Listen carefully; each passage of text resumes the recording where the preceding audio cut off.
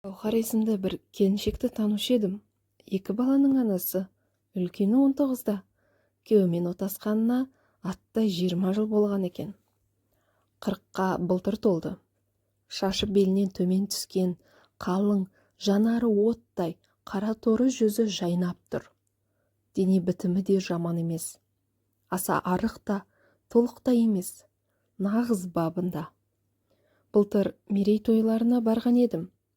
Күйеуі өте байсалды, жымиып қана отыратын, көп сөйлемейтін жан екен. Күйеуінің елдің көзінше айтқан жүректен шыққан сөздерін естісеңіз ғой. Гаухар, қанша жылдан бері сен менің отбасымның ұйытқысысың, жылуысың, шуақ шашқан күнімсің.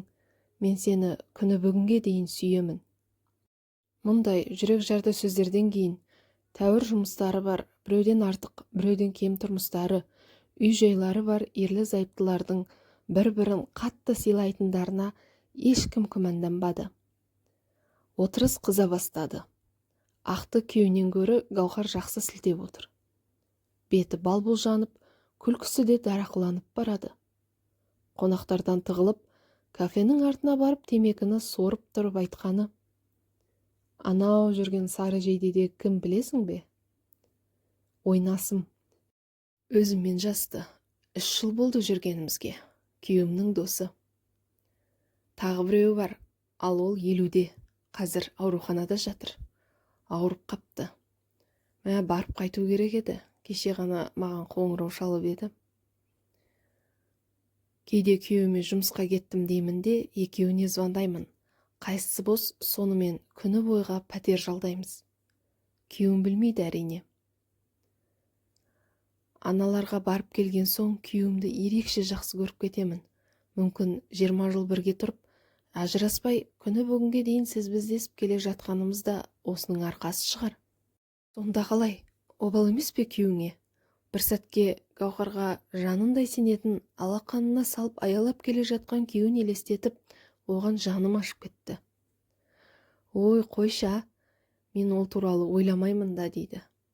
Мәссаған, міне байғұс күйеуінің шаңырағының ұйытқысымен жылуы, ал керек болса. Әлгі әңгімеден кейін Гаухардың күйеуінің бетіне қарауға дәтім бармады. Күйеуіне көзім түссе, жаным ашып, намысының қорланып жүргенін білмейді ау байғұс деймін ішімнен. Құдай қосқан қосағының көзіне шөп салу, қай дінді алып қарасаңыз да, барып тұрған арсыздық пен ауыр күнә емес пе?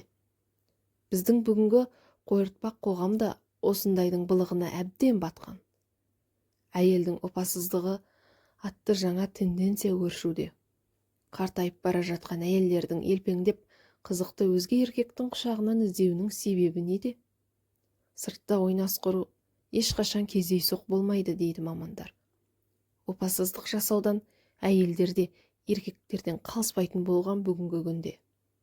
Әсіресе әйелдер жастары 40-50-ге келсе болды, өзінен 20-25 жас кіші жігіттермен жүретін болған.